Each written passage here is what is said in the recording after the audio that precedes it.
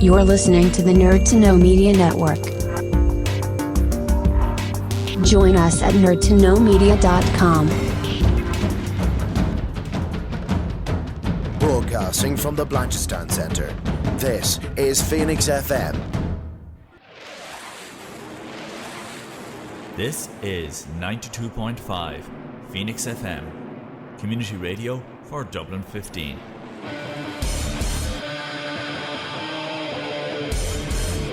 Hey everybody, it's JB Jeremy Borash, and you are listening to Darrow O'Connor on the...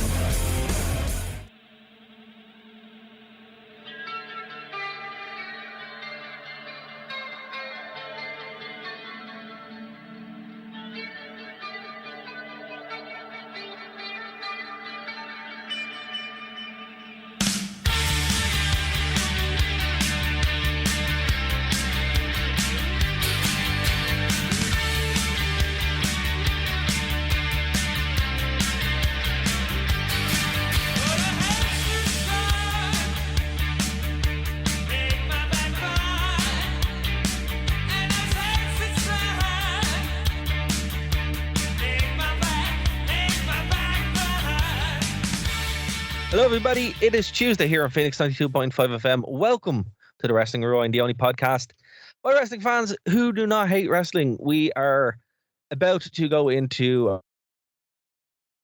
from 1995. My name is Darrow O'Connor, but I'm not alone. I'm joined by the one and only, the undefeated 1-0, Mr. Martin Hardy. How are things, Martin?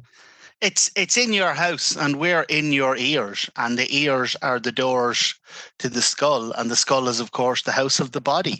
So it all kind of works out. I'm doing well, Dara. I'm feeling smug. I was born and reared in a literal war zone in South Armagh. I'm now living in Belfast, a city with a checkered history. And it tickles me that this week the US government sent a warning to all citizens that they should be very careful in Dublin. They should be. So I'm feeling smug. I mean, congratulations, Dublin. It's now as unsafe in Dublin as it is in New York and San Francisco. Well done. I mean, take for that what you will. I'm going to Florida in a couple of weeks, and I can't wait to be in the land of freedom where a warning isn't like that. So you'd be walking through, and they have gators on the street, man. It's Los Angeles, Florida. No, it's like Florida, the real Florida, not the. What? So you'd be walking through Florida, going, "Oh, fine, I can feel at ease." Yes, with the gator across the road looking at me and be like... And knowing that there's a Florida man meme. Well, you know why that is? Because the thing about it is, Florida don't seal their police records. So it's not that they're actually more nuts than every other state. No, it's just we know about it. Oh, there you go. That's the reason why, yeah. And I know that... apologize to all our listeners from Florida. We thought you were...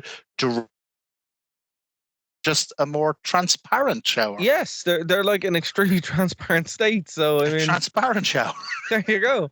But yeah, I'm looking forward to that. And when I saw that during the week, I was like, oh my god. So well done, Dublin. There are many problems, and that's one of them. So I'll tell you what else, Darren. I don't have to say I was in Belfast last week, I have to say, and it was lovely. It was super safe, and credit to you, Martin. You have one up on us Dubliners. Well, that's you were in Belfast, but I was also out that night, so that's why it was safe. That's why you're the Batman, are you? Dark Knight. There you go. You heard it first. Breaking news. Whenever people see me out on the tear, out on the pints, they're like, "Oh my god, I'm staying at home." Here's the thing, like with Batman specifically, like I was thinking, like just as a person, right? How strange that actually is. Like how cool it is in concept, but how strange it is in person. It's like, how does that work? Where it's like, and I think in the Nolan verse, I think I got like the closest to it, where like he's half asleep all the time and he's not able to show up at these business stuff. But I'm like, imagine just being Batman. Like, what are you gonna do? Well, I'm gonna go out and punch these like poor people like all night with like, because in the comics, like he has like 50 master's degrees and knows like 120 different martial arts. He's going out to like punch poor crazy people. What was it? I saw. And I love Batman. I think he's great, but there are these problems that you have to like break down. But I saw something recently. I can't remember if it was a movie or a TV program, but there's a scene in it where Batman appears and they're doing him and Robin and whoever are doing some fight, and then it was the Flash.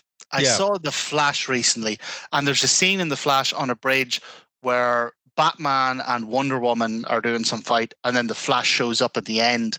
Yes, and the lasso of truth goes on him. Yeah, and the lasso of truth goes on him, and Batman's like, "Yeah, we stopped this crime, but you know what? If I use like a fraction of the money I have to end poverty, there'd probably be no crime." And I'm like, "Oh my god, this is it!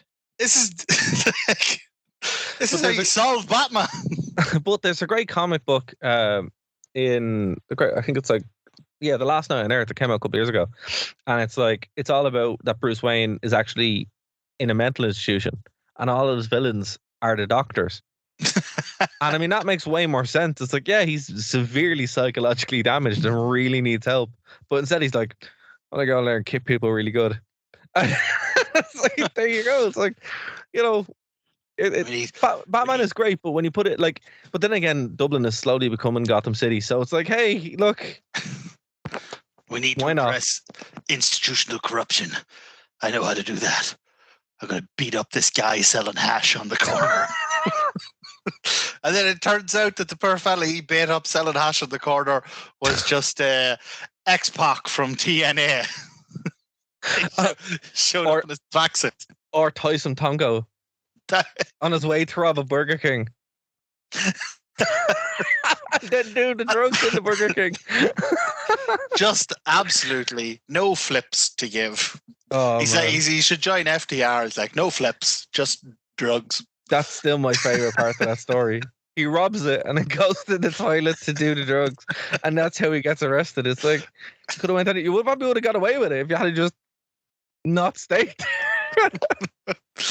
Come here, Dara. Go on. You asked how I was feeling, and I was having a bit of a go at you saying I was feeling smug. But you know what else I'm feeling? I'm actually feeling tremendously relieved, because 2 weeks ago, me and you had a conversation that almost, strangely for us, almost verged into the serious about this list of new AEW rules that are coming along. Yes. We were, expressing some genuine concern that this might actually change the fabric of the company, like the reason people watch it. And I'd been saying that, I was, as a big AEW fan, I was worried about it. I am hugely relieved. I need not have been worried, because in the 2 weeks after this list of rules come out, every single one of them has been broken on AEW TV. Every single one of them. Well, that's good. So it's really good. It was like I was saying to you, I hope that this is just a list of guidelines that they have to have for, Warner Bros. Discovery. Yeah. TNT, TBS. To cover themselves. Yeah, the TV execs, just to cover themselves. And they just have to say that, and they just have to sign up to that. And then if someone does complain down the line, the TV execs are covered. They can go, well, we told them. We're going to wag our fingers at them, blah, blah, blah, blah. And it seems to be that that's the case, because almost every single one of them we had Jay White spitting. We had Kenny Omega. Do you know the way they were saying, there's going to be no blind backwards moves into the turnbuckle? Mm-hmm. We had Kenny Omega shotgun drop kicked into a bed of nails that was propped up against the turnbuckle. Blood everywhere. We had Darby Allin, and I swear to God, if you only watch one thing in this week's Dynamite, it's Darby Allin versus Swerve Strickland. And I thought, after years of AEW, years of New Japan, I've seen all the big spots, what do you call it? The apron of the ring. I've seen all the apron bumps. Right. You can't shock me. Right. Holy mother of Jesus! Swerve Strickland looks like the fact that Darby Allin got up after it is that man is made of like whatever Stretch Armstrong was made out of. He can't be injured. Like, it's the sickest apron bump I've seen in a long, long time. The only thing that didn't happen was one wrestler covered in blood brawling in the crowd. That was the only thing I didn't see. Right. But every single one of these. The night is still young. Yeah, we got Rampage in a few hours. We got Collision tomorrow. Collision tomorrow actually looks amazing. FDR versus it can all happen. MJF. It can all happen. We'll have to kind of wait and see. But I did want, like we were saying, breathe a sigh of relief. I think these rules turned out to be nonsense. That's good. That is actually really good news, because we were concerned. And thanks for giving us an update on that as well.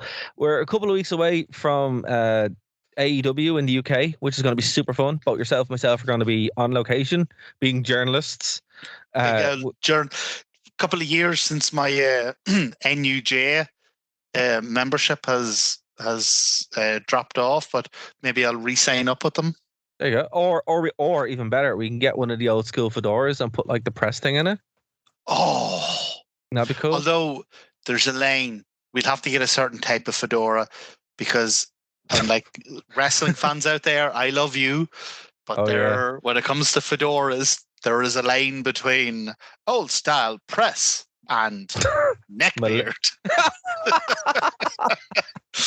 Milady, exactly. Yeah, that's fair. That is fair. See, after the main event, you'll just see me and Dara like dashing to a phone box going, it was a tremendous main event. Get here, Mega. Will Ospreay battered each other to stop. Stop. It'd be brilliant. I love it.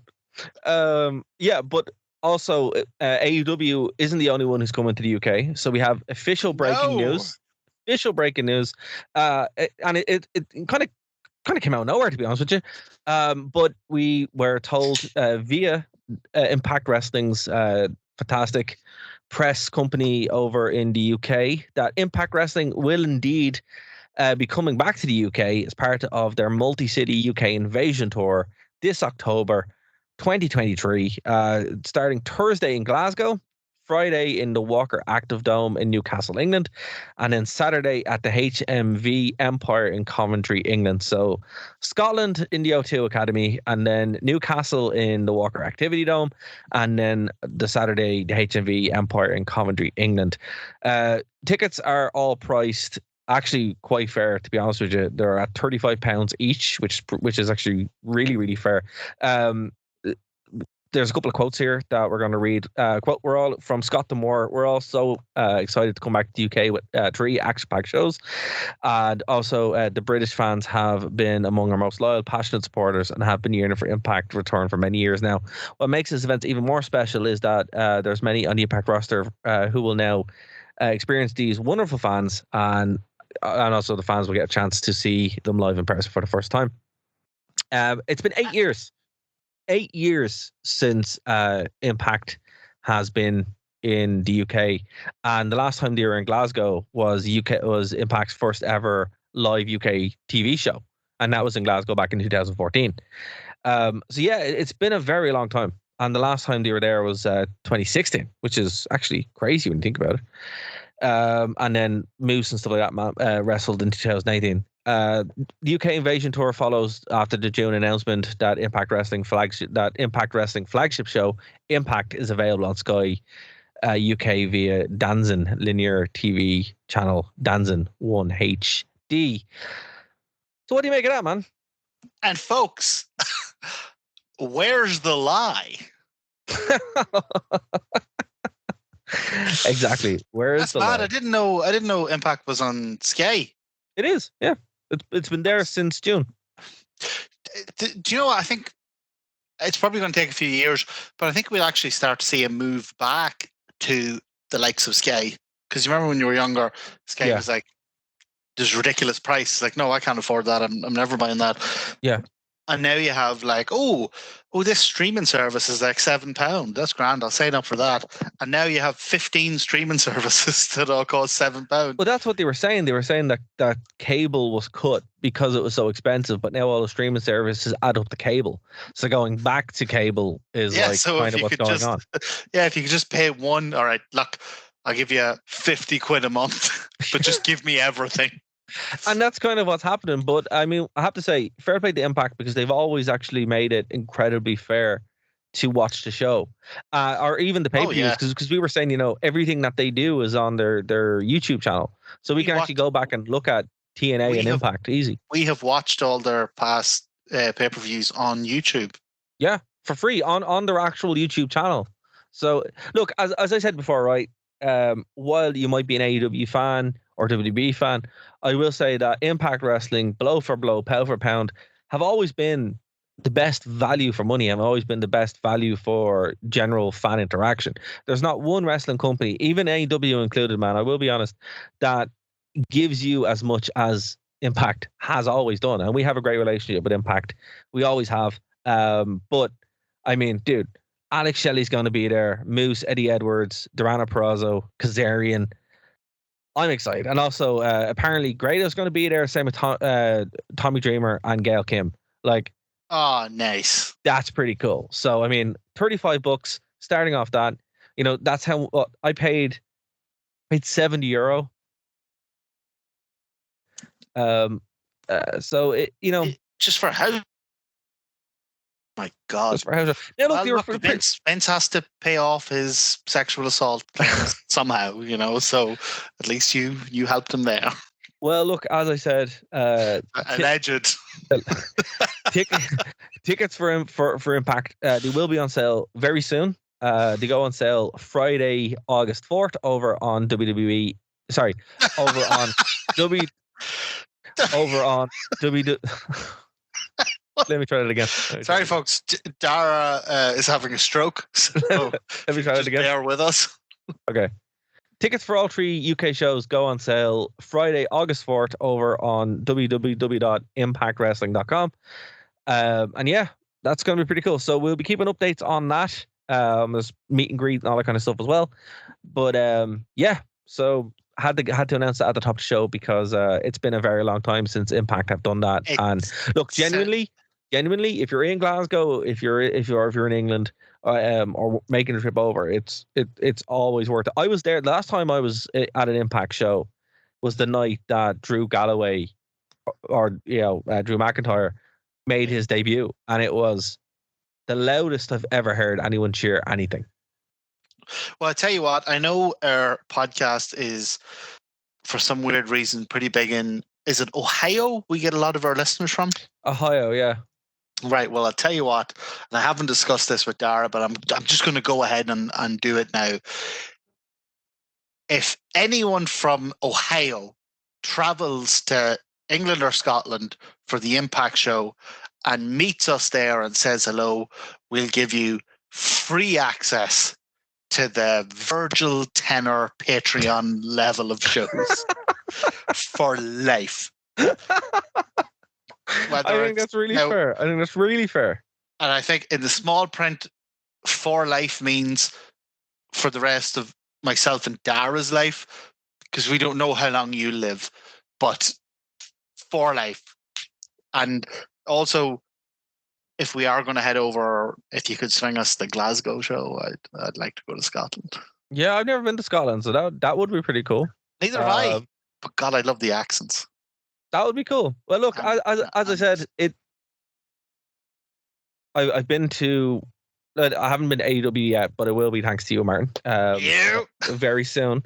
But as I said, I've never had the same experience as I would at an Impact show. It's always one you're like, that was unique, and like whatever it is about the UK and by extension Ireland, the fans just really, really like Impact Wrestling. Like the ones that know what it is, and the ones that have stayed engaged, always brilliant. So I think I would recommend it. I think it's that if you have Impact fans, because Impact is like obviously much smaller than the other bigger companies like AEW or New Japan. Yeah. It's what you have there is just wrestling fans, just people who like wrestling regardless of where it's coming from. Yeah. So I'm really, really interested to go, really interested to interact with the crowd and see what kind of people are there. And yeah, sounds amazing. Definitely, folks, if you're listening to this, jump on the Impact train. Absolutely. And look, it's been a very long time since they've been there. So yeah, I'm actually. And it's not booked by Russo anymore. So no, it's not. Scott D'Amore is the executive producer, and that's pretty much who's running the show. So, right, let's kind of shift gears here a little bit. Jump into the time machine. As I said, our current arc is in your house. We're on number 2. We're going all the way back to 1995. And what I love about this on Wikipedia, the picture they use isn't like a promotional picture. It's literally the cover of the VHS. Yes. That's what it is. It's literally the cover of the VHS. Which is funny because we talked last week about how In Your House came about because VHS sales were so affected by the release of Batman. Exactly. And, I love the way on Network, they still have like the laziest artwork ever. They just use the last one again. So, but this is coming from Nashville, Tennessee, the Nashville Municipal Auditorium. Do they bring every bit of Nashville out of this? They really do, but for better or worse, but we get to in a second. The attendance is 6,482. The buy rate was just under 300,000 at 280. Another incredible buy rate for In Your House. It absolutely is. It's very good. Not as high as In Your House 1, which came within a whisper of WrestleMania, but this still sold more than. So this was preceded by King of the Ring, and then proceeded, I think might be the word, by SummerSlam, and it succeeded. It succeeded. Yeah. You wouldn't think I used to be a journalist, or maybe that's why I used to. But it outsold both of them massively. Yeah, it was a colossal success. Now, straight off the bat, this show, I think it's a tale of two halves, really. Some of it's good in the start of it, some of it's less good at the end of it, but what's good is really good, and what's bad is quite bad. But there's also a lot of continuity between the last show and this show. So we started off, and there's a great sign. Mitchell Madness is in the house. I have no idea what that means. Who would have been Mitchell in WWF in 95? I think it's just some lad called Mitchell. Like if I were to show up going, Martin Madness is here. Literally is in the house, exactly. Dara Dementia is knocking about. But again, we get the many spots. Like there's more and more signs as they're kind of going through, but they're like kind of lame like that, or else they're Psycho Sid rules with a Z. And then there's one In Your House, just like, because as if we didn't know that's exactly the show we're watching. But aren't they kind of quaint and lovely compared to what we be subjected to just 3 years later? Signs which will be the topic of our live comedy shows and book and stuff we can't say here because, I don't know, man. I kind of missed them. I'm not gonna lie to you. The signs are weird in this because they are so quaint and nice. And then a couple of years later, as you said, you get the gambit. You do not know what you're going to get. Yeah, it's all. No, we can't even homophobic smarks.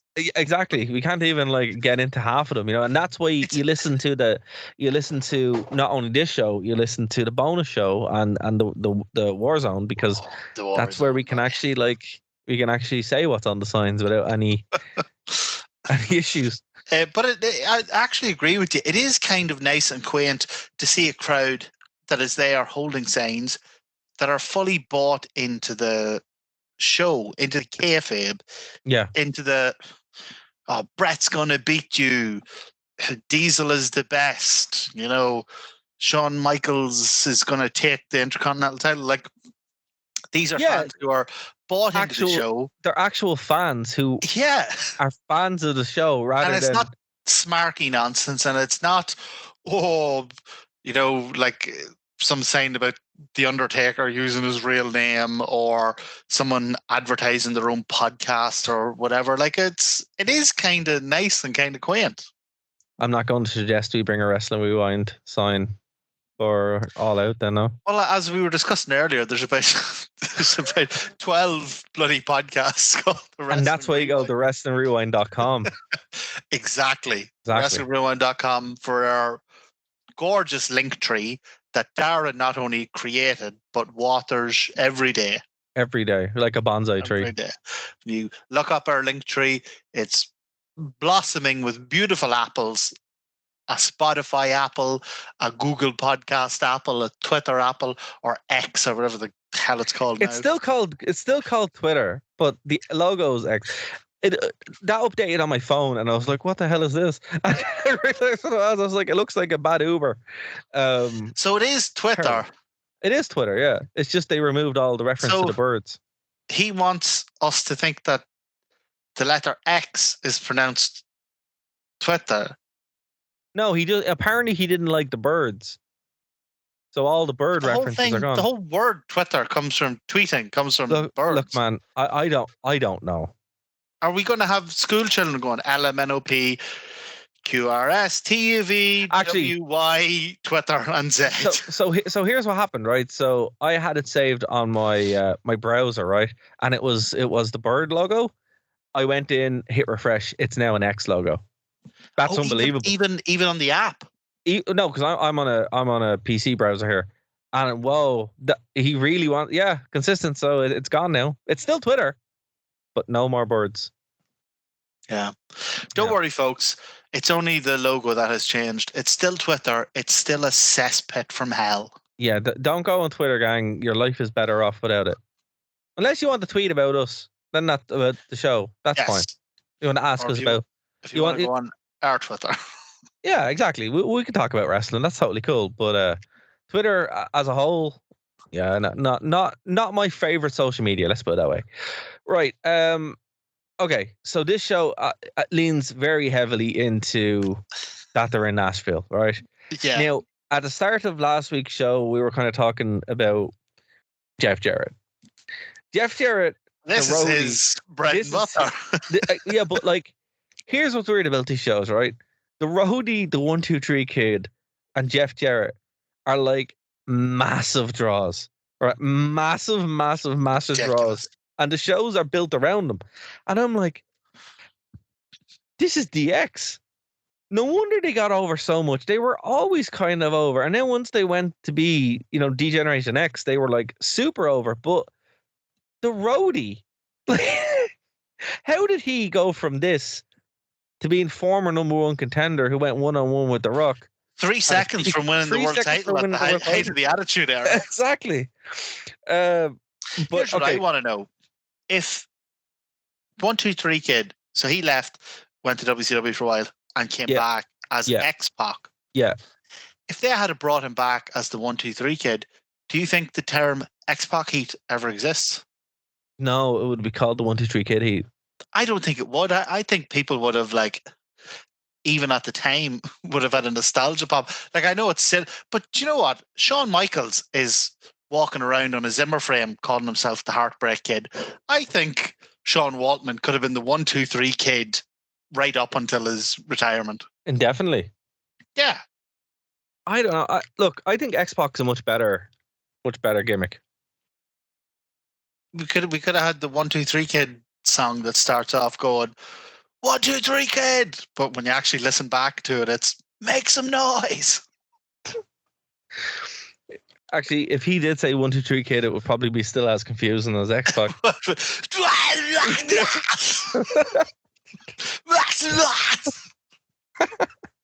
When you're looking back at Raw, from the time period, it makes so much sense because he does say makes some noise an awful lot. It's like that bit from The Simpsons, where he fixes when they're listening to the tape and it's just like, it's like some 90s artist goes, he really does say now a lot. And it's like, that's exactly what it's like. But I have to say, right, so the show starts off with Vince and Jerry King Lawler. I have to say, it's very refreshing to hear Jerry King Lawler, just because it's weird not to hear Jerry King Lawler at this time period. But you see the two of them, and they're wearing bolero, what are they, bolero, borrow toys kind of thing? You know, the cowboy toys? Oh, yeah, the cowboy tie and the... Yeah. And, Come here. Let me ask you something. go on. Am I... So, sometimes whenever I don't know how I feel, I ask Dara, because he's impartial, and love Dara to bits, but Dara will tell you the truth, no matter what, right? Am I being nostalgic? Is Vince actually a good commentator, or is Vince just the commentator that I grew up with as a kid, so I think he's good? It's the second one. Wait a minute. You're telling me that 70% of your contributions being unbelievable is not good commentating? No, it's the second one, buddy. I'm sorry. Because I can't even, like, watching back this now, I can't even objectively, like, critique it, because when I hear Vince going, unbelievable, what a maneuver, I'm just like a 7-year-old again. So in my head, Vince is a great commentator, but objectively, no, he's not. Like, he's not a bad look, he's not, but he's not a commentator. I mean, he's Vince.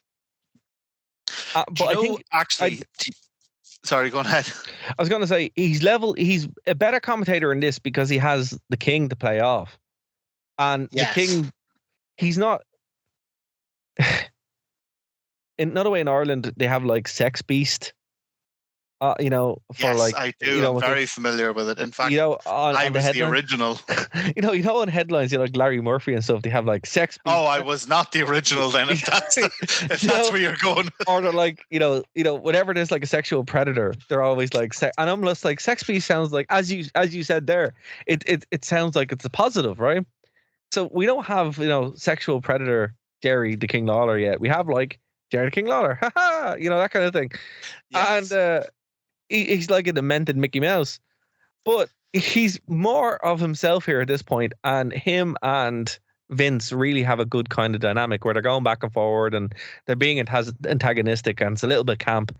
I think this is actually quite a good mix for the two of them. Do you know what Vince's problem as a commentator is? What?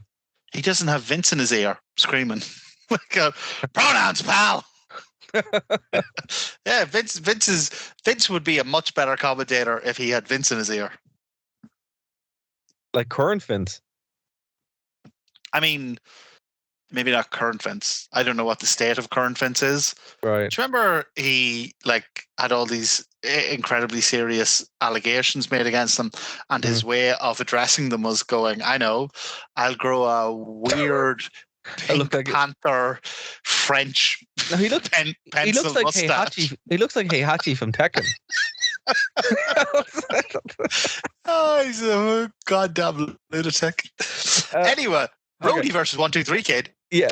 Pretty good match. It is, but it's so distracting when you see the roadie in there. The kids are booing him. It's like, why are you booing the road dog? The road dog's great. And it's just like, oh yeah, because he's not the road dog. But it's just, I mean, this is just surreal because it's like two of the biggest stars in wrestling, period, who have no real right to be the biggest stars at this point and no real right to be such a big draw. But they're both bloody sidekicks. That's what I mean. But they're also like, okay, the 1-2 Kid is obviously like actually fantastic in the ring, like genuinely. The road dog is less, but he's not bad. He's just, you know, there. But at the same point, you're like, how are you guys? I think he's over because he plays the part of Jeff Jarrett's lackey. Like, he plays it so well. But they're both literally sidekicks. Yeah. This is a battle of sidekicks.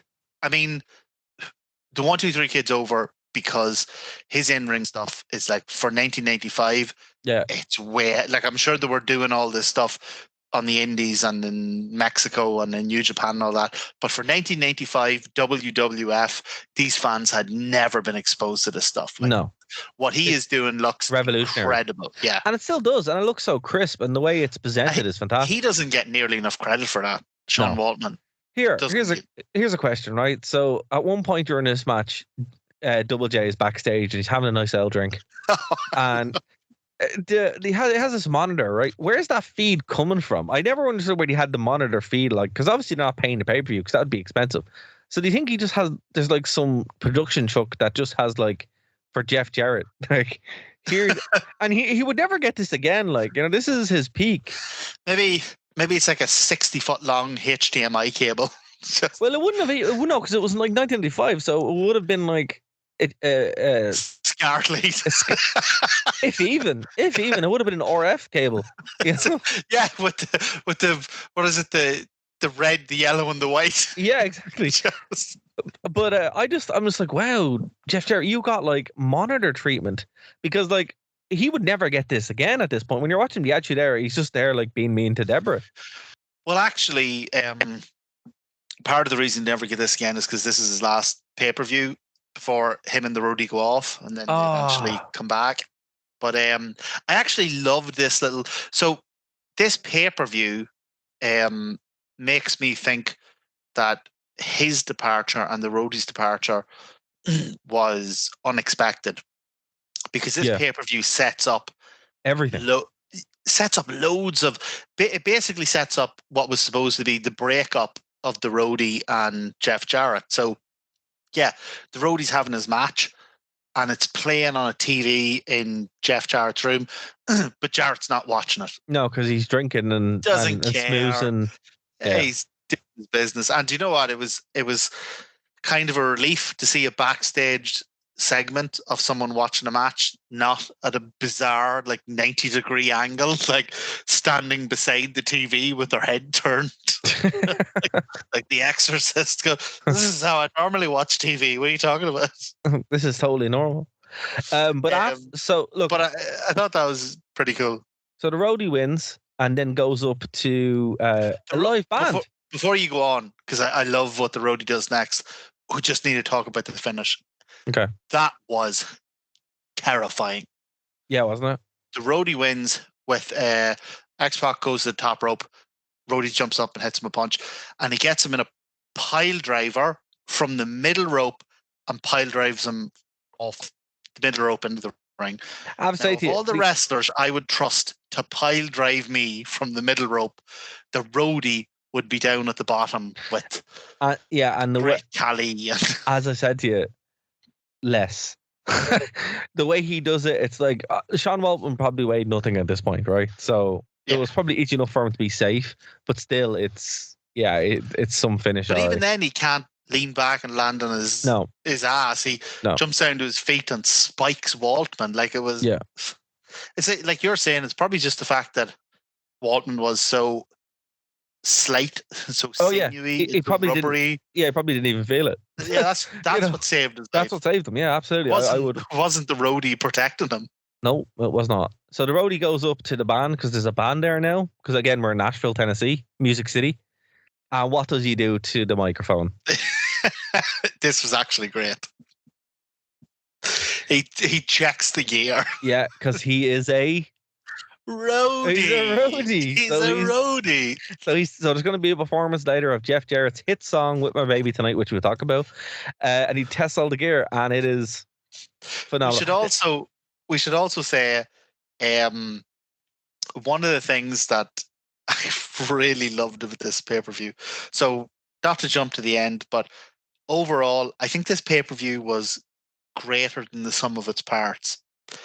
But one of the things that I really liked about it was that everyone's entrance music was like a Nashville country version of it. So they had a live band there the whole night, playing everyone's entrance music, but like a country version. It was a brilliant gimmick. It was like a twangy version of everything. Yeah. Oh, I think some of them were hilarious. Like when Bam Bam Bigelow's coming out, bam, bam, danka, danka, danka, danka, danka. Oh man, it's so good. But I actually so one of the things in wrestling, because there's so much wrestling, like there's so many companies and they all do multiple shows a week and they all do pay-per-views and they all do whatever. Like one of the most prized things in wrestling is just doing So even though this is by no means like a A-star pay-per-view, but it was such a fun watch because they do lots of little things in it that are outside the norm. And it just made this a genuinely fun watch. And the band was one of them. So we go backstage and there's a terrible Sid Vicious promo, but but that's not the I just buried the lead there. That's not why I'm talking about it. It's the whole point of this promo. There's this lad wearing this terrible t-shirt. It's like, you know, one of the fake t-shirts that you get outside wrestling shows for like a $5, you know, Yeah. like John's Army and stuff like that, which never really makes sense, but that's still sold every time. That's what it's like. It's like Diesel versus Sid, and then it says blow the roof off the house. And the whole point of this promo, which includes Shawn Michaels for some reason, who's in the back just all hanging out, this lad's like, you can buy my t-shirt. And it just pops up the little banner. It's just like, here's how to buy the t-shirt. There you go. And it goes to show what WWF in 1995 think of their fans. And this amazing t-shirt is available when you call this number in extra large, double extra large, and triple extra large. But I have to say, it is quite an interesting gimmick, right? Because the whole point of this event and shirt is to memorialize the first ever lumberjack match on pay-per-view. So it has Diesel and Shawn there with lumberjack match on pay-per-view. Yeah, and that's what the t-shirt. And I'm like, wow. I'm like, WWE, you should have done this for that Mountain Dew match. Oh my god. It's like you missed a minute. You should have like sold that on WWEshop.com or something like that, you know? But yeah. LA Knight, Bray Wyatt, blow the lid off. Mountain Dew Dark. But yeah, so there you go. Shawn Michaels is wearing 2 massive earrings for some reason. It looks like snakes coming out of his ears. It's very distracting now that I'm watching it again. Can we just... It's so distracting. Can we just for a moment? Yeah, they're almost worse than CM Punk's nipple rings. Oh, yeah. Oh my god. Thanks for that. Can we just 2 nipple rings is too many for a man. I'm sorry. Like, do your thing, be happy. But for a man, and I hate to push gender roles, but 2 nipple rings is 1 too many for. Have 1 nipple ring. Like, be kind of lopsided. You know, like a lopsided badass. Can we? Please don't be as symmetrical. But anyway, yeah, let's go anyway. Right? Can we talk about how we all just accepted that in the early and mid 90s, Shawn Michaels dressed like he was in the Blue Oyster Club? Nobody said anything. I'm sure somebody said something, but like, it's very distracting. It's very distracting. Full on leather cap with metal plates, and it's full YMCA, and he's just. And again, that's no shade. If that's your thing, of course not. By all means, and more power to you. I just think it's odd that he was doing this in the 90s, which is not the most progressive time, and everyone was like, "Yeah." I mean, maybe that's why deadly. You look great, Shawn. Maybe that's why he did it. Good man. Me young one's making her Holy Communion next week. Would you wear that and come to the chapel? Like, it's just. Yeah, I don't know, man. It's. I'm a little bit used to it, but for some reason, when he's cutting the promo, I'm just like, it's like, but again, two snakes hanging off you. It's like when I was asking you, is Vince good, or is it just because I'm used to it and that's what it was when I was young fella? I think a whole generation of people just never questioned Shawn Michaels' clothes. It's because we were 7 years old and we were looking at him going, "Oh yeah, that's what a wrestler wears. Leather arseless chaps. That's what a wrestler wears. Why would a wrestler wear anything less?" And then you see a singlet and you're like, "That's not what a wrestler wears." That's not a wrestler wears. There's not even any metal plates bolted onto the leather. You're not a wrestler. Look, I think I there's no arguing with that. You're spot on. Like, and I mean, if anyone thinks otherwise, I mean, Shawn Michaels. I'm pretty sure I haven't read Shawn Michaels' book. I think I have it downstairs. I'm gonna have to read it and wonder if that's in it. Be like, here, this is what was going on. But anyway, so Men on a Mission defeated Razor Ramon and Savio Vega. Right now, this was a direct kind of feed over from the last show we did, where there was like a bunch of run in and stuff like this as well. This match was marginally better than the last time we saw King Mabel, because like he's not really wrestling right. that much. He's King Mabel at this stage, isn't he? Oh, he is. Let's see. Apparently one of the worst King of the Ring. He is King of Mabel. Yes, he is at this point. Yeah. Well, yeah. I mean, like it's Mabel. You know, I'll be honest with you. I have no love for Mabel or Big Daddy V or anything like that. The only time I actually enjoy his work is when he's Viscera in the Ministry. Yeah. And the Undertaker's taking him under his wing. Exactly, because he didn't want to wrestle. Doesn't have to wrestle. I still love that. It's a stroke of genius when you think about it. You're like, he knew what was going on. He's like, look at this dangerous lunatic. I'm going to make him my protege. He is my friend, and he will not hurt me. What do you think about the Ministry breaking up? Nope. The Ministry will stay together forever. We'll remain friends, and none of us will ever wrestle each other.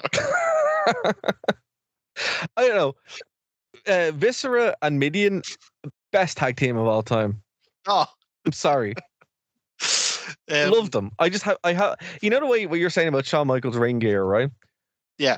That's how I feel about tag team wrestling because of Viscera and Mideon. I'm like, that's what tag team wrestling. That's what tag team wrestling looks like. What do you mean they're not tag team wrestlers? Yes, they are. Look, so that's what I'm saying from my childhood. That makes no sense, but there you go. Well, the whole point of this match, and like obviously, you know, the King of the Ring previously, is that they're pushing Mabel. Oh yeah, he's supposed to be the massive star. The next top heel. So obviously this is coming off I think we talked about this last week. This is coming off the steroid scandal and all. So yes. Vince can't have big muscle bound guys anymore because they were all juicing up like mad. But he still won't give like wrestlers like Bret Hart, Shawn Waltman, Shawn Michaels, like guys who aren't like jacked out, he still won't make them the focus. So when he can't have huge jacked guys, he just chooses to have huge guys. So you get Mabel and Yokozuna. Yeah. And you know, the end of this match, so what's surprising about this is Men on a Mission actually win. Mabel gets the pin clean on Razor with the worst belly to belly I have ever seen in my life. But props to Mo, who pulls out a half decent moonsault.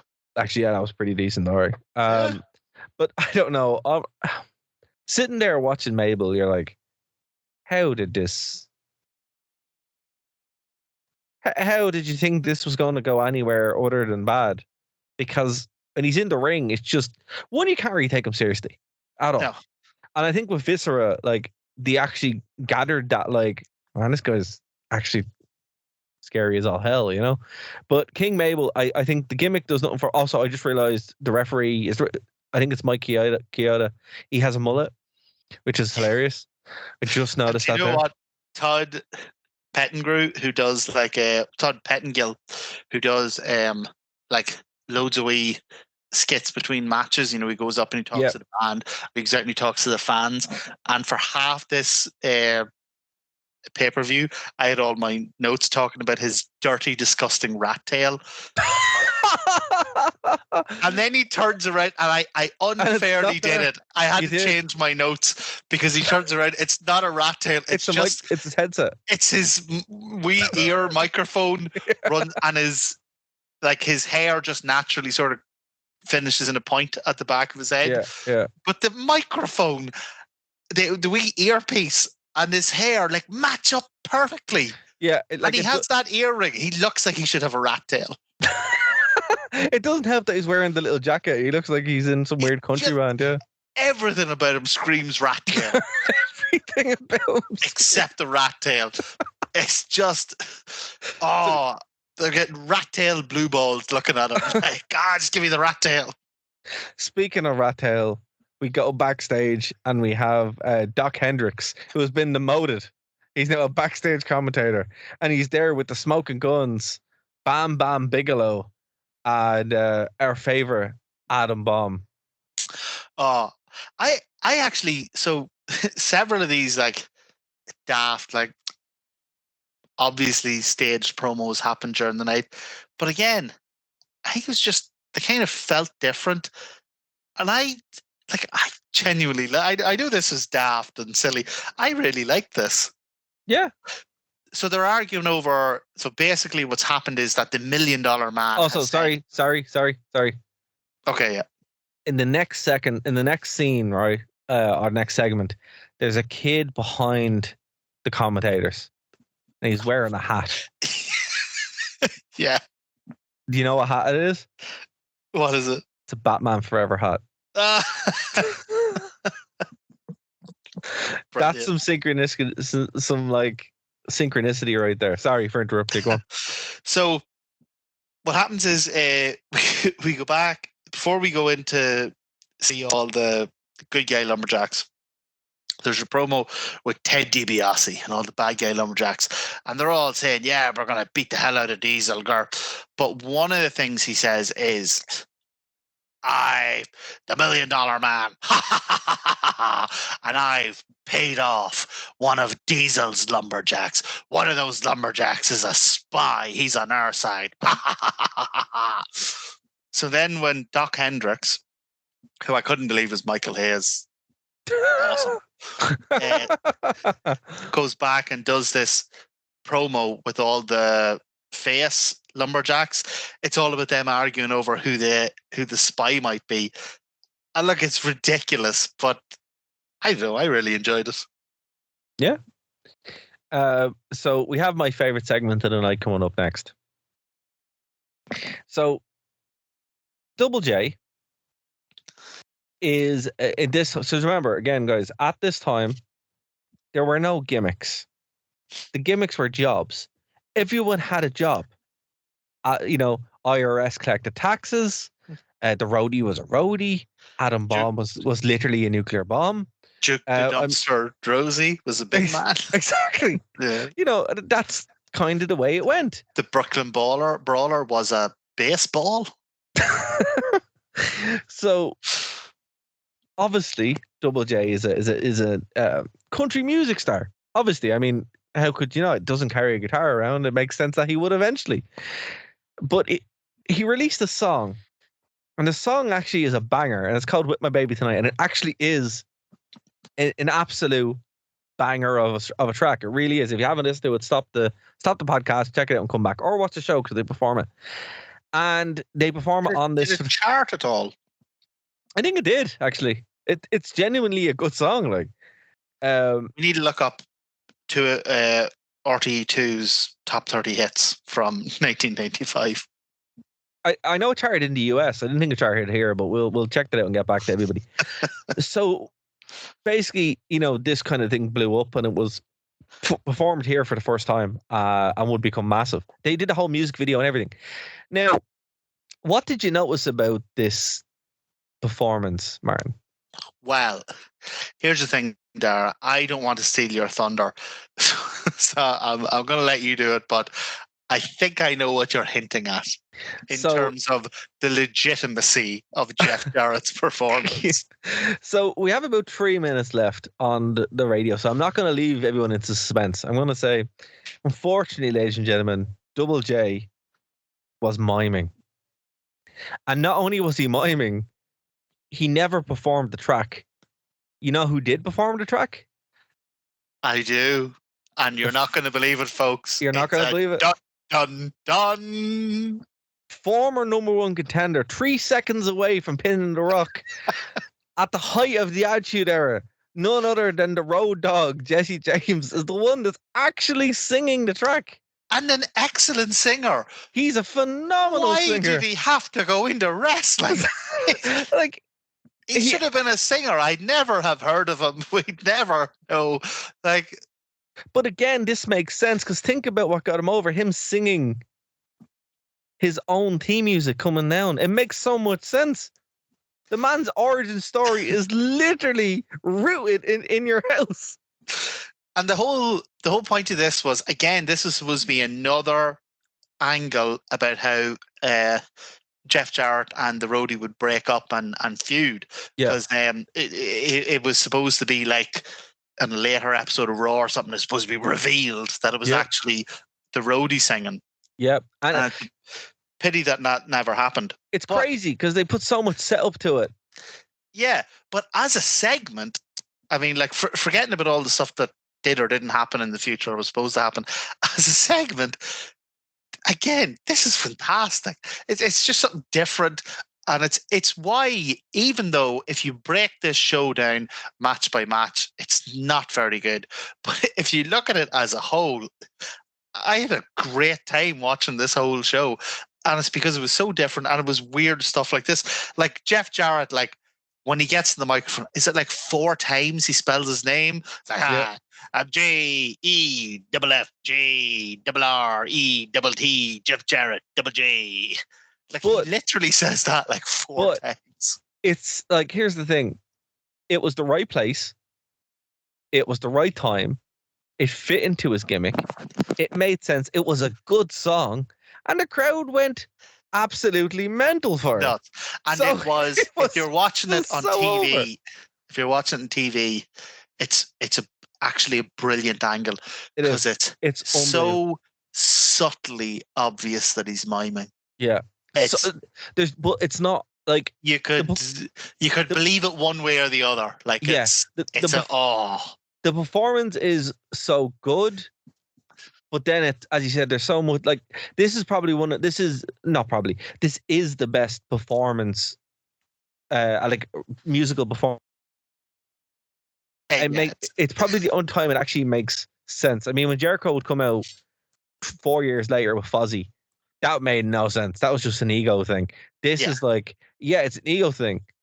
And even now it's an ego thing. Like me and you are both going to London for Wembley, and Fozzy are doing a gig the night before All In. I have zero interest in, and I love Jericho as a wrestler. I have zero interest in going to see Fozzy. Listen, I did a bad review for a Fozzy show, and they blocked me on Twitter because of that.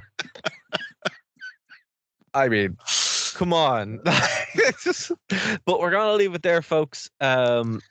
On the Phoenix FM show. Obviously, if this is your first time checking it, thank you so much. Go over to thewrestlingrewind.com where you can find links to all of our shows. There's a bunch. There's also a link to our Patreon, a link to nerdtoknowmedia.com, the True Painting channel, and anywhere else where you can find a show as well. The shows are all for free. Follow us on social media, email us, whatever as well. And I will say, get your ticket for Impact. It's going to be amazing. And we'll also be at AEW as well. Martin, is there anything you want to plug before we go to the war zone? No, just encourage people to hop onto the website and join us, not tonight for the war zone, but in honor of Shawn Michaels' gear. Tonight, we're going dark on the Blue Oyster Club.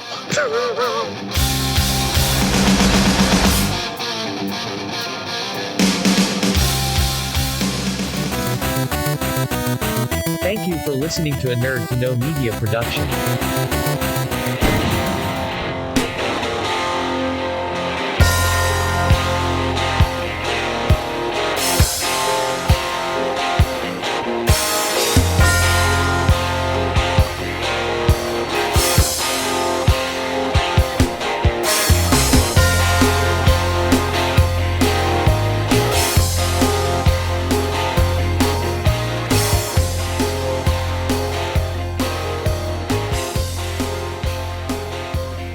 Folks, welcome back here on the War Zone, or Martin, what do you call it? It's the Blue Oyster Club Blue Hour.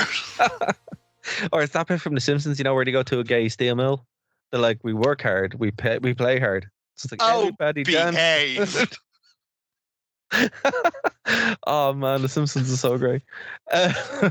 For 12 seasons, 13 seasons. I will say from season 2 to season 14, you can make a proper case for it.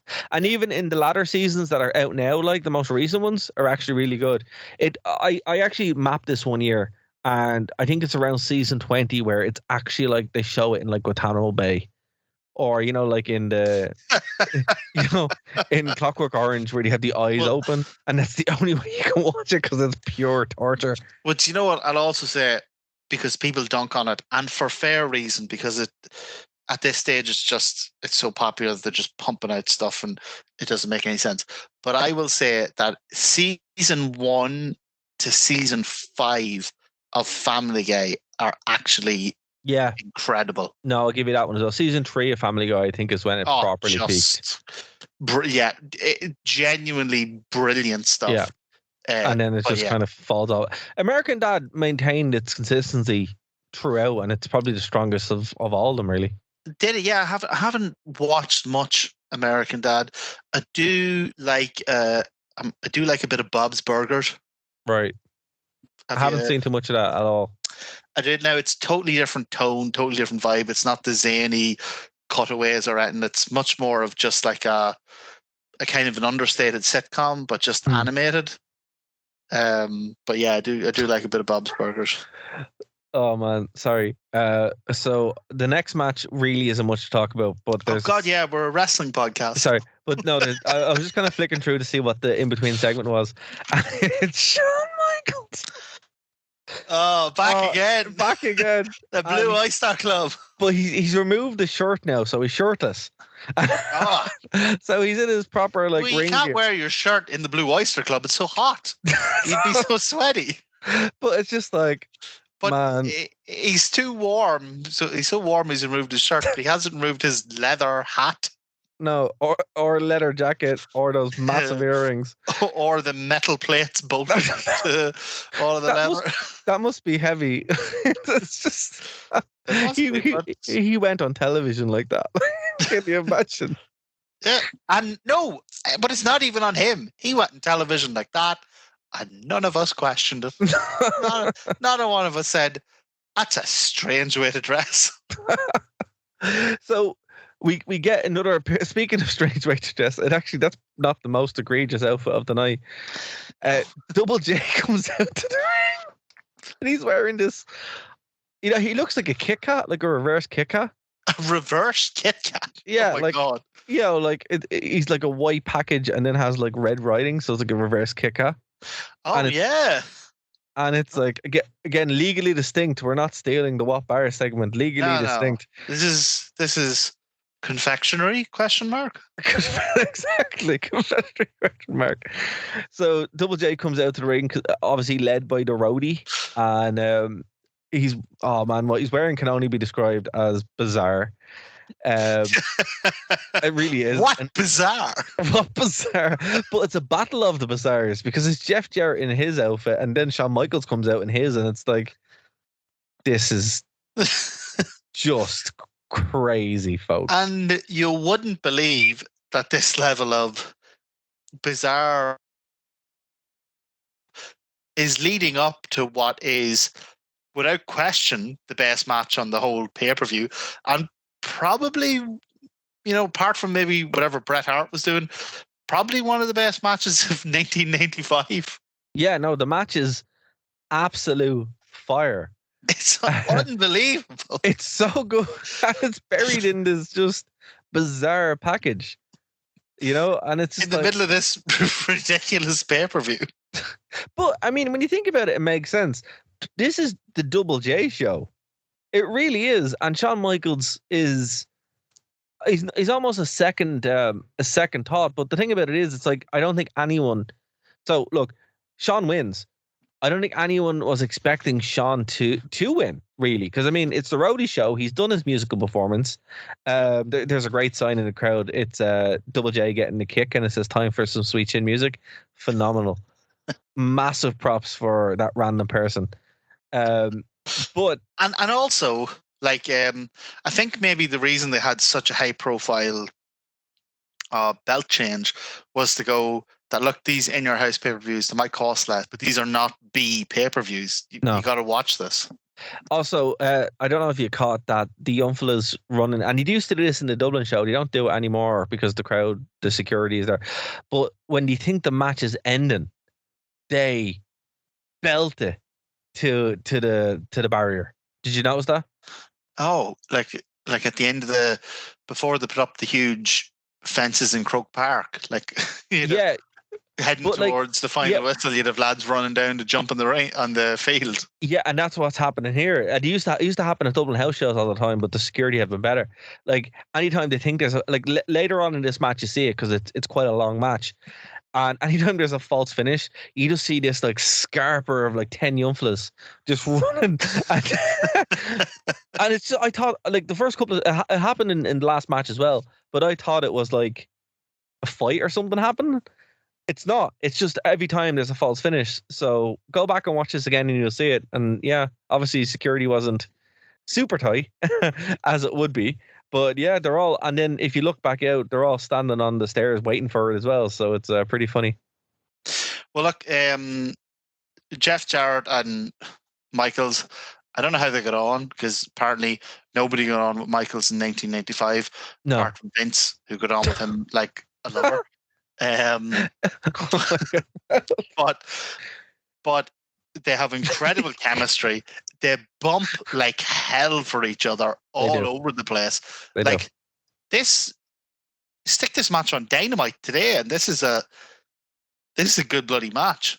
Yeah, it's like we were talking earlier about how with Vince coming out of the steroid trials, like.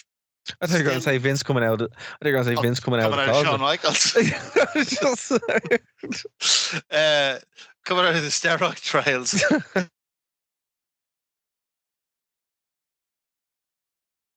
Aren't like athletic, or they were just big because they were tall or incredibly fat. Like, this is a 20-minute match, goes easily more than twice as long as anything else on the card. The crowd is super hot for it the whole time. Like every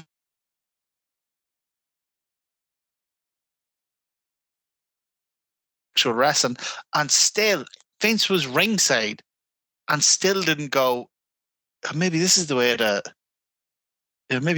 head. Yeah. You know. By the way, we jumped to this. We actually kind of skipped, but I get why you skipped it. Bam Bam versus Godwin. Henry Bam Bam. Godwin. Bam Bam won. So Bam Bam wins. Yeah, that's all. That is all we have to say. Literally, there's nothing else to say. But there's a great segment after the match, and I have to say, I really like these backstage segments. Yeah, Sean, they're great. Sean goes back to the face lumberjack locker room. And Hall and Nash are there, and it's just so wholesome. You know, it's like all the lads. You know, all have, you know. And I love it that the heels and the faces have different locker rooms. And it's brilliant. It's like, brilliant. Like this show, right? There's only two options with this show: either go back and watch the whole thing for the experience as a whole, or go back and just watch the Jarrett Shawn Michaels match. But no, if you do that, you know, these segments, they're not only to have the backstage, they're to shill merchandise, right? This one is to shill Sean's glasses and his shirt. And the shirt, again, look, no shade to anyone at all. But how do you describe this shirt, Martin? Flamboyant? What would pornographic? That's how I describe it. It's imagine wearing that as like a bloke, like you know, in the 90s. You know, it doesn't matter. You know, where like again, out in public. Looking back at this, like this is clearly what's acceptable. What shirt are you wearing that? Like, and been like. Because I know when you wear a wrestling shirt now, people are like, oh, yeah, okay, whatever. Or the tap-out shirts that were famous like 10 years ago. The fiction shirts, they were terrible. But wearing this, I mean, folks, if you wore this shirt when you were a kid in the 90s, or no, not a kid, an adult, what happened? Were there questions? I mean, you know, why are you wearing a gay porn star on your shirt? Oh, it's so... And it's not even like... That's what it looks like. Yeah, it's. Do you know what? In general, I think wrestling shirts with just a full body shot of the wrestler on them, it never looks good. Are not great, like, because we have to like acknowledge that as popular as wrestling is, it is still amongst the general population a niche thing. Yeah. And while you think your Batista shirt looks great, what everyone else thinks is you're walking around with a big picture of a fella in his pants. Exactly, yeah. But and if that's like more power to you, if that's what you're into, it just absolutely strikes me as a bit odd that you're strolling around Spar sporting this fella in his pants. And I mean, but there's everything about that shirt just screams. Oh, it's the whole. It's Sean's whole vibe in the 90s. It's obviously his gear or whatever gear he's wearing. It's. Although today I'd say you could wear it like ironically as a, as like a throwback piece, and everyone would be like, yeah. I actually did a WWF quiz in a pub in Belfast a couple of months ago, and there was two fellas there wearing these incredibly, just the gaudiest, awful, huge Bret Hart and Shawn Michaels leather jackets. But because they were wearing them ironically, they were actually really cool, and I was considering buying one. That's fair. But I mean, even today, we talked about this briefly on our review of the live show, where it was like, the biggest heels now are still, what's the term you used? The dandies? Like Dalton Castle. Yeah. Oh, and that's kind of what Jeff Jarrett's, not Jeff Jarrett, very much the opposite, actually. That's what Shawn Michaels was kind of like channeling, it seems like. So, who knows? I mean, a bit. But the term dandy also comes with like an expectation of like a intellectualism and an interest in the arts and the creative mind and all that. Right. And I don't really get that from Sean. That's fair. So look, we go from what's probably match of the year, like legitimately, except for like I'll have a look and see what the match of the year actually was. It was probably something WCW. I nearly put money on it. Probably. Yeah, it probably was like something from Starrcade. I would nearly say it is. But before you jump to the next match, yes, there is one more backstage segment, and I think it's interesting because we jump backstage to not Michael Hayes, Doc Hendricks. It's the same person, man. He is the same person. We jump backstage to Michael Hayes, and he stood in front of a door, and he's going, "Bert, you're never going to believe what just happened. The roadie came back here, and Jeff Jarrett came back, and they had an argument, and they fell out with each other, and the roadie punched Jeff Jarrett, and now they've gone behind this door, and I don't know what's happening here." And well, if you're going to do an angle where show the angle, Jeff Jarrett fall out, why wouldn't you just show that? And is it because they both knew they were leaving, and as soon as their matches were over, they got in their cars and left? Like, I don't know that. I haven't looked up anything that says that. I know that this was the last pay-per-view they did. And I know that it's really bizarre to have an angle where instead of shooting an angle, you shoot a commentator telling you about an angle. It's like if you had at the end of Survivor Series 97, like the screen just cut to black and it went backstage, and you had Michael Cole going, "You won't believe what happens, folks. Like Shawn Michaels does the sharpshooter, and the bell rings, but Bret Hart didn't tap out. It was mental. You should have seen it." And I'm like, "Yeah, you should have showed it to me." It was probably a timing thing. They probably just didn't have enough time to do it. But I don't understand how you have the time to have Michael Hayes scream for 45 seconds. Because the road time to have the Road Dogg punch Jeff Jarrett. Because the lads seconds. Probably went home. Do you think so? I'd say so. They're probably ordering catering, and they're like, "Listen, we don't want to do that today. We've already done this. We're going home." I'm trying to eat a very dry burrito here. That's fair. I'm not going to punch Jeff Jarrett. Yeah, I'm not. Look, I've literally just sat down Can't do it. They're like, right, docs, go and The scream. roadie's like, look, man, I had a one-on-one wrestling match. I had to check all the musicians' gear, and then I had to be part of Jeff Jarrett's match. I'm wrecked. I'm done. I'm out there all night. Like, I'm only getting paid once. I'm gonna eat this fajita. And then I'm going, I'm not punching Jeff Jarrett today. Pay me. Pay me to punch Jeff Jarrett. I'm like, you go figure it out. And I think that's what happened. Just saying. So look, so obviously, we went on to what was the match of the night, basically, and a match of the year, if not, to a match that very much wasn't. Owen Hart and Yokozuna defeated and we the Allied don't say Powers. that with any relish. Like, we love all the guys. It's just. So the Allied Powers are Lex Luger and the British Bulldog. So you know already it's doomed. Bad over. Fail. Oh yeah, but I mean, no. Like the Bulldog is not the Bulldog that we remember. Lex Luger is never been the Lex Luger we remember. Had him lose to Yokozuna. Yeah, it's so bad. Not even lose. They had to beat Yokozuna. Then they just screwed him over. So look, it was for the tag belts. I still think it's weird that Owen and Yokozuna are a team, and have the title belts. But here's actually, I think they're a great team. They were just incredibly misused. Like, you have Yokozuna and Owen Hart, right? You have a guy who can barely move, and a guy who, for the time, moves like a lucid dream, right? So what you do is, you have Owen Hart do all the work. You have Yokozuna come in and do some like monster heavy spots. And then you have Owen Hart come in and do all the work.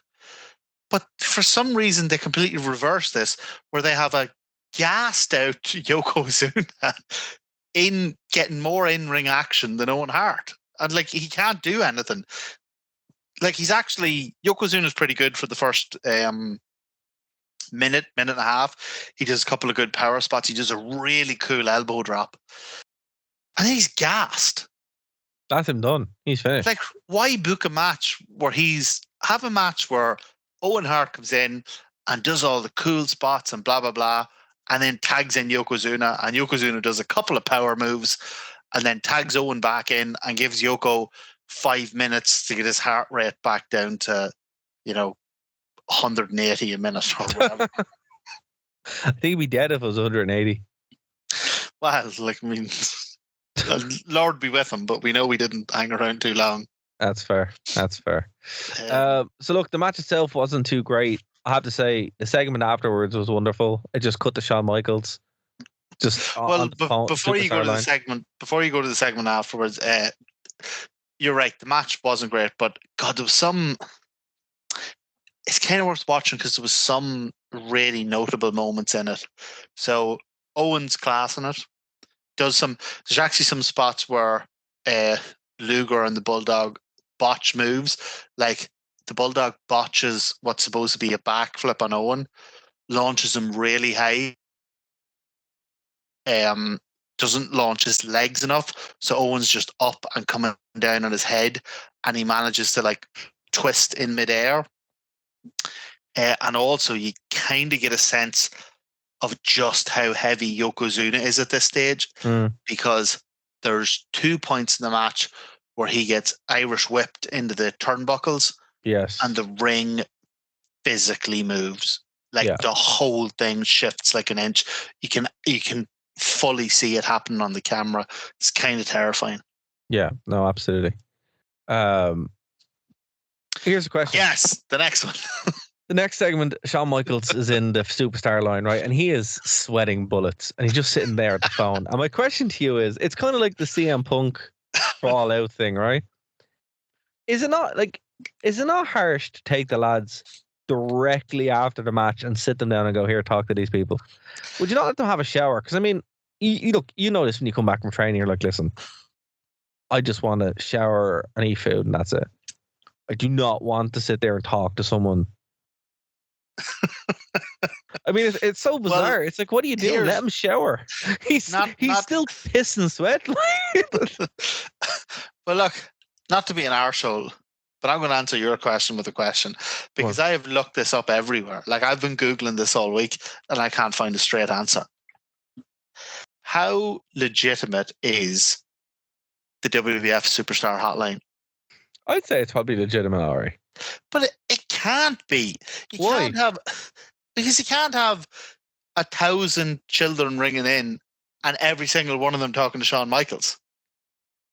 Like either the Superstar Hotline was so insanely unpopular that they only got one call.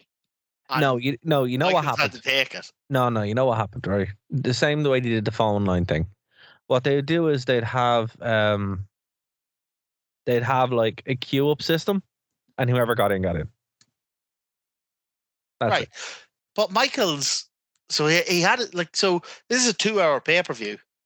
Michaels had his match. Let's say he hangs around for however long. Like, if you're ringing in and you are 874 in the queue. Like, it just, look, maybe it was legit.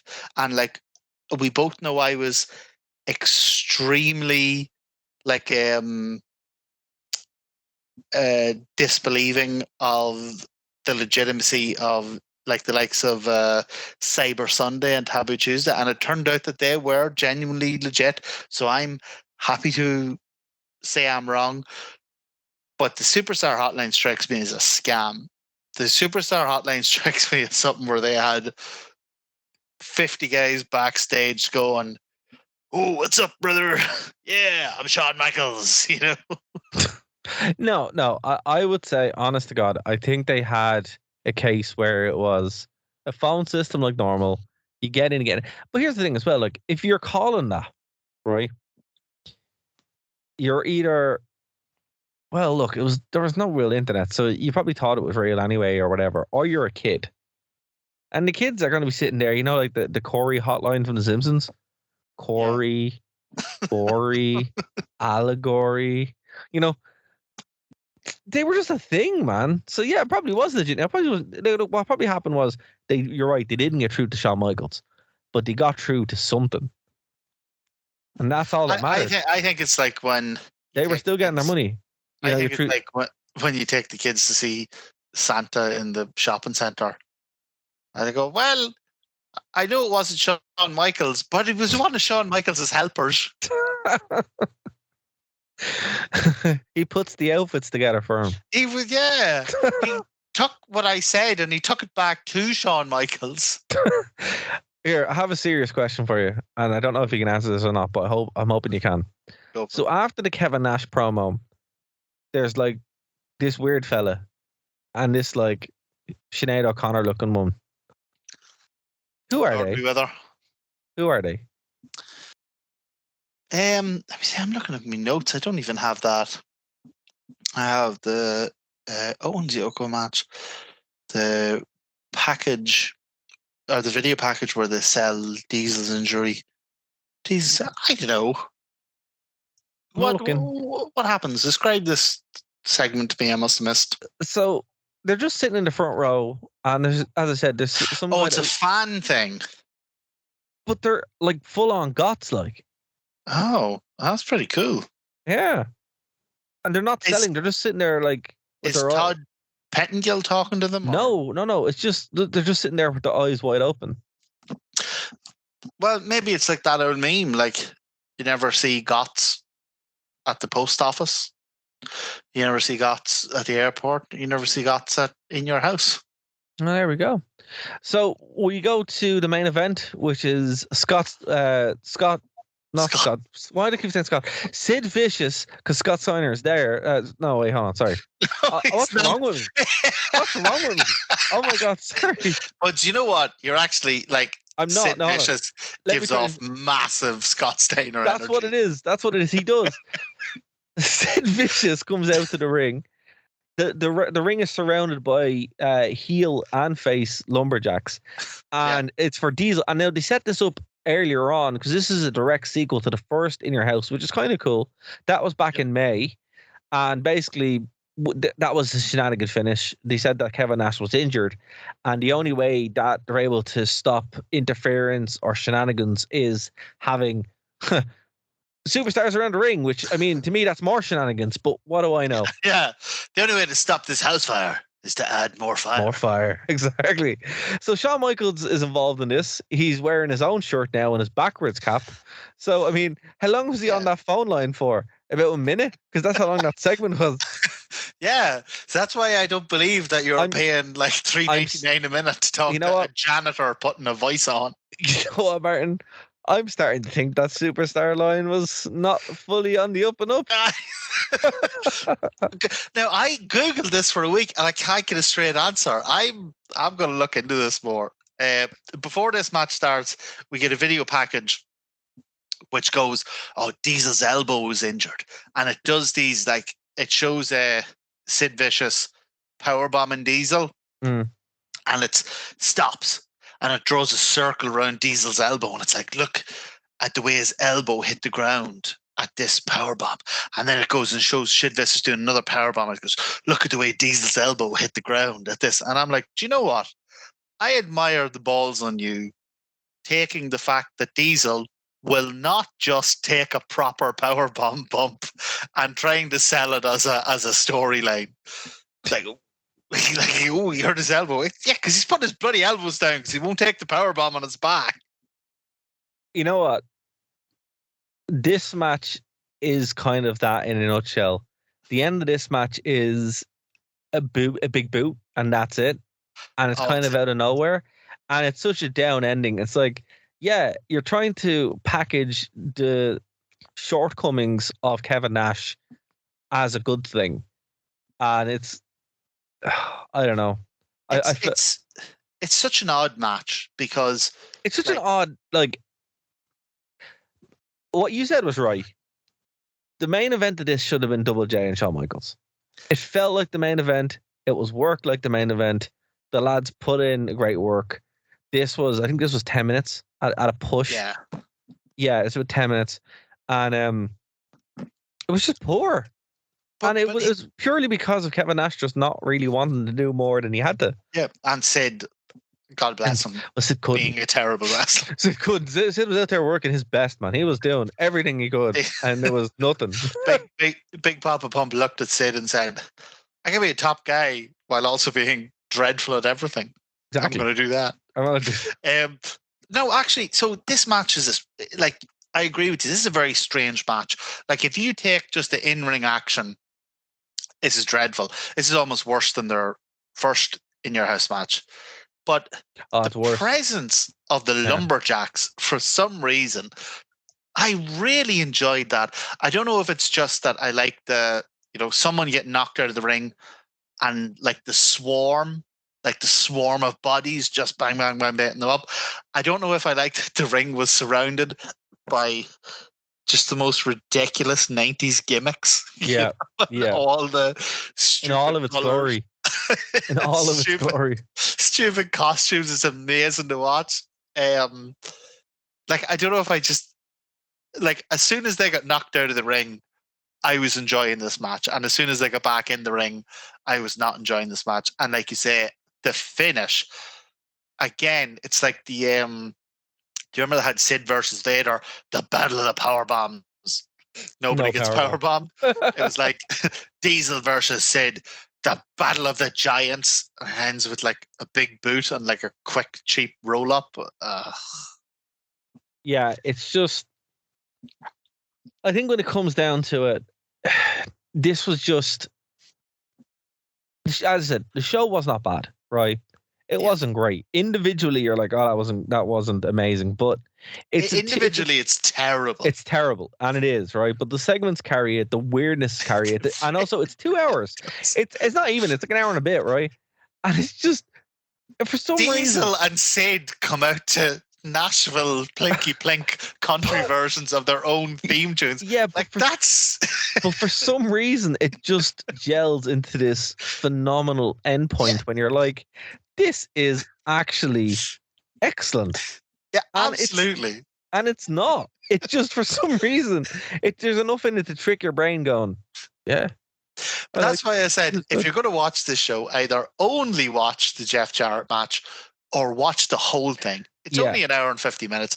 But if you try to watch this as a series of wrestling matches, you're going to have a terrible time. You're going to have a terrible time. Because, look, this really isn't about the wrestling. It's about Jeff Jarrett for some reason. Like, that's what this entire show is. If you watch this as a 2-hour experience of 90s weirdness, this is very it's not the best show in the world, but it's surprisingly watchable. It's surprisingly watchable, and I was sports entertained. I really was. Absolutely.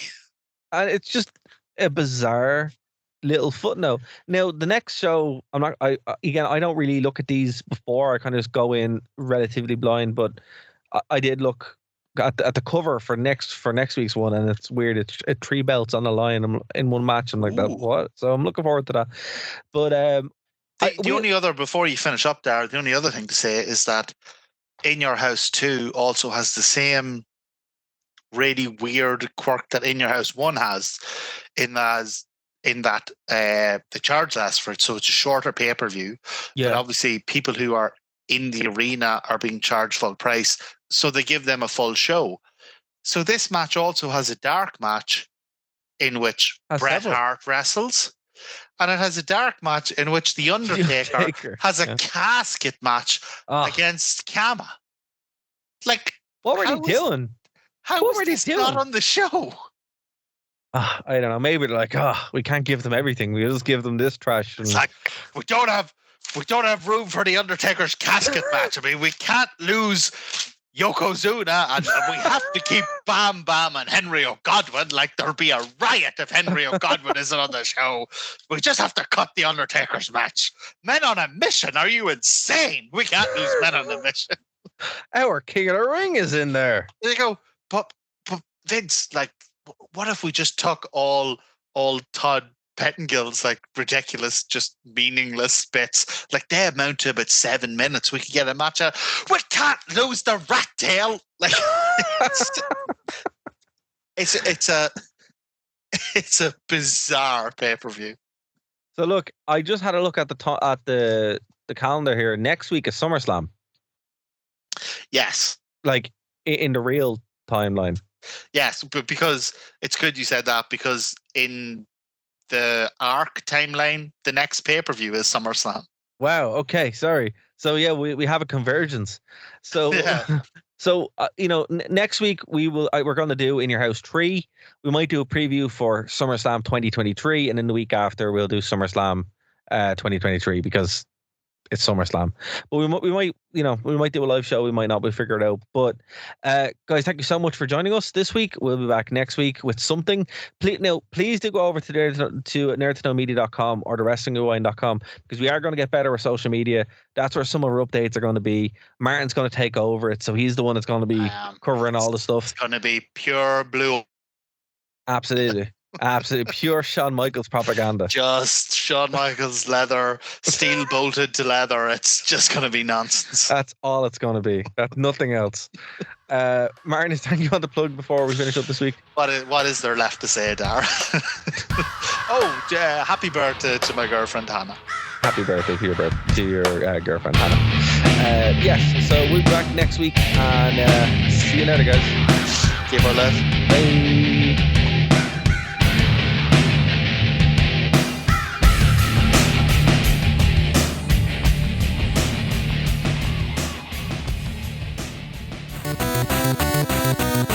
Thank you for listening to a Nerd to Know Media production.